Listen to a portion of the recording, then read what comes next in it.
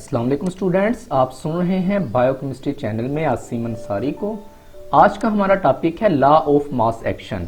आज हम देखेंगे लॉ ऑफ मास एक्शन क्या होता है।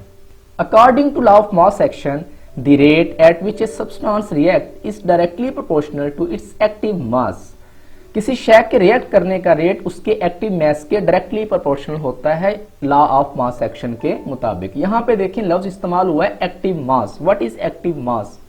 Generally, an active mass is considered as the molar concentration having units of mole per cubic decimeter expressed as square brackets। आमतौर पर active mass से मुराद क्या होता है? मोलर कंसंट्रेशन होती है जिसके यूनिट्स मोल पर क्यूबिक डेसीमीटर हैं और इसे स्क्वायर ब्रैकेट से जाहिर किया जाता है। According to law of mass action, the rate of a reaction is directly proportional to the products of the active masses of reacting substance. Law of mass action के मुताबिक किसी रिएक्शन का rate react करने वाली अशिया के active masses के हासिले ज़रब के डायरेक्टली प्रोपोर्शनल होता है।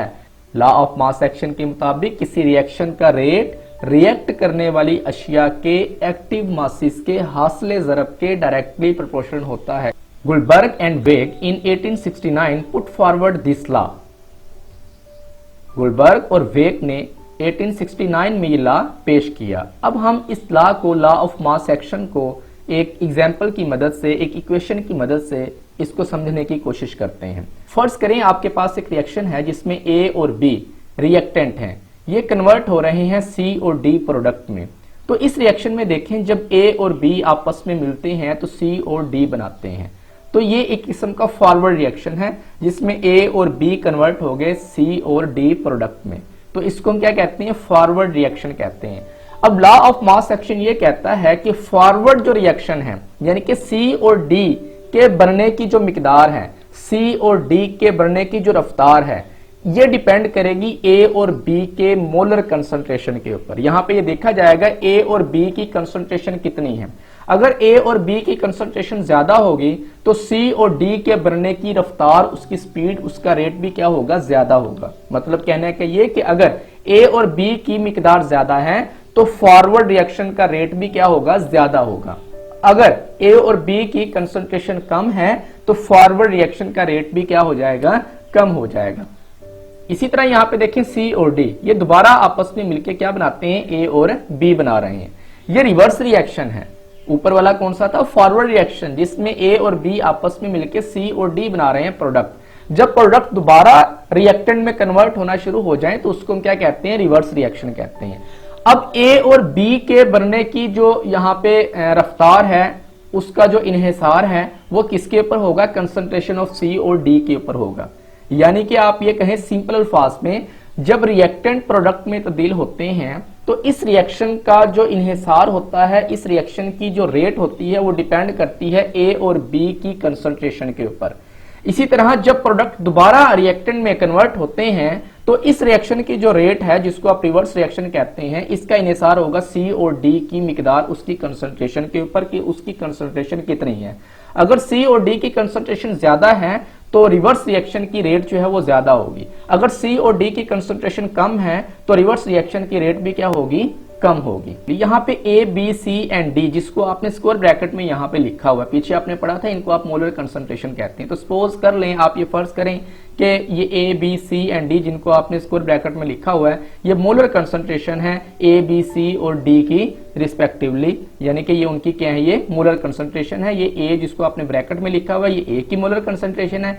ये बी जिसको आपने ब्रैकेट में लिखा हुआ है ये बी की मोलर कंसंट्रेशन है। इसी तरह सी जिसको आपने ब्रैकेट में लिखा हुआ है सी की मोलर कंसंट्रेशन है। और डी जिसको आपने ब्रैकेट में लिखा हुआ है ये डी की क्या है? ये मोलर कंसंट्रेशंस हैं।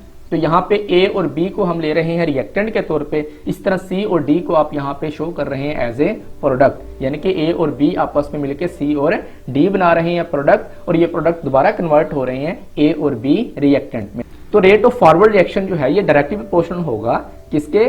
कंसंट्रेशन ऑफ ए के और कंसंट्रेशन ऑफ बी के। यानी कि आप सिंपल अल्फाज में ये कह सकते हैं किसी रिएक्शन का रेट जो है रिएक्ट करने वाली अशिया के एक्टिव मासिस के हासिले ज़रब के डायरेक्टली प्रोपोर्शनल होता है। यहाँ पे एक्टिव मासिस कौन सी थी? ये ए और बी। ठीक है, ये ए और बी यहाँ पे रिएक्ट करने वाली अशिया हैं। तो रिएक्ट करने वाली जो अशिया हैं इनकी एक्टिव मासेस के हासिले ज़रब के डायरेक्टली प्रोपोर्शनल होगा रेट ऑफ रिएक्शन। तो यहाँ पे ए और बी आपस में मिलकर सी और डी बना रहे हैं, यानी कि ये फॉरवर्ड रिएक्शन है। तो फॉरवर्ड रिएक्शन की जो रेट है इसका इन्हिसार किसके ऊपर होगा, इसका इन्हिसार एक्टिव मासेस के ऊपर होगा, ए की और बी की। तो लिहाजा हम इस रिएक्शन को यूं भी लिख सकते हैं, rate of forward reaction is equal to K F into concentration of A into concentration of B, यानी कि रिएक्शन फॉरवर्ड रिएक्शन का जो रेट है वो एक्टिव मासेस के हासिले ज़रब के डायरेक्टली प्रोपोर्शनल होगा, एक्टिव मासेस ए की और एक्टिव मास बी की। के F is the proportionality constant called specific rate constant of forward reaction. यहां पर जो आप के एफ इस्तेमाल कर रहे हैं ये के एफ फॉरवर्ड रिएक्शंस का मखसूस रेट कांस्टेंट है।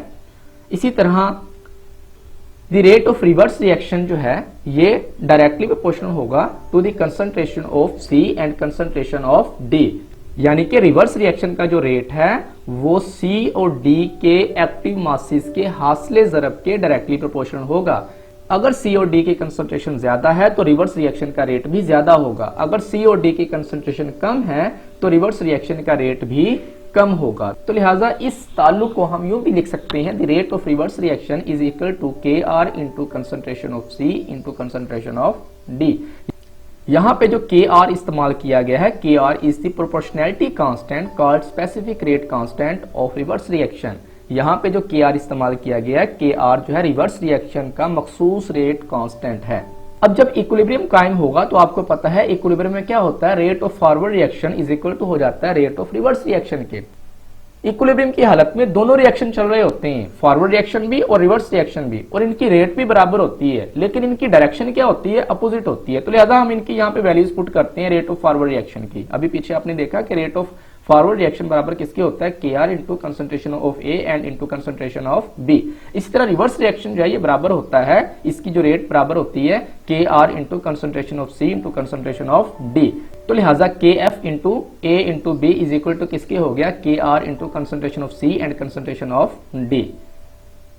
अगर हम इस इक्वेशन को रीअरेंज करें तो K F over Kr is equal to concentration of C, concentration of D over concentration of A and concentration of B बन जाएगी। Kf over Kr is equal to किसके होता है, Kc के। तो लिहाजा ये इक्वेशन कैसे आप लिख सकते हैं, Kc is equal to C into D over concentration of A and concentration of B।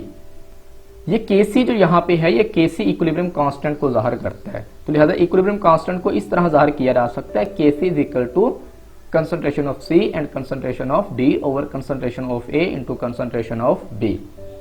Law of mass action reactants और प्रोडक्ट्स के एक्टिव मासेस और इक्विलिब्रियम कांस्टेंट्स के दरमियान ताल्लुक की वजाहत करता है।